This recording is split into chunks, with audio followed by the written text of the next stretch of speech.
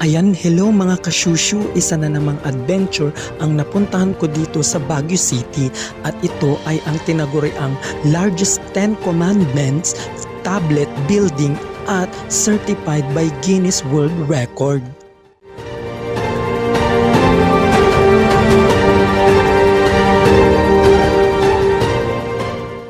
At pagpasok mo pa lang sa architectural building na to ay mararamdaman mo talaga ang kabanalan ng lugar dahil sa loob ay para itong museum ng mga Christian religious objects at paintings.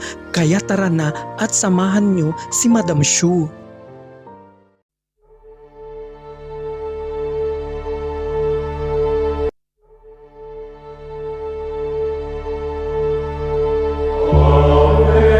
Ang Giant 10 Commandments tablet ay itinayo dito sa Dominican Hill noong 2009 at natapos ito ng 2011.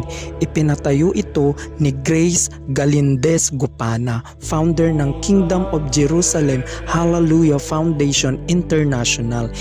Sa maniwala kayo't sa hindi, katabi lamang ito ng Diplomat Hotel dahil sa paniniwalang mapoprotektahan at mapapalaya sa lugar ang mga bad spirits na sinasabing nasa Diplomat Hotel.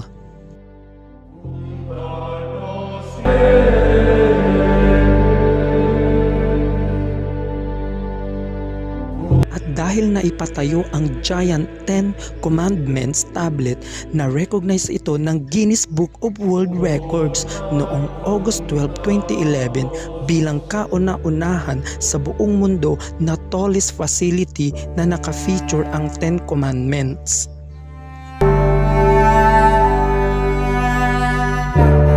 Kaya mga kasyusyu, puntahan nyo na ang lugar na to pag nagawi kayo dito sa Baguio. Salamat at enjoy!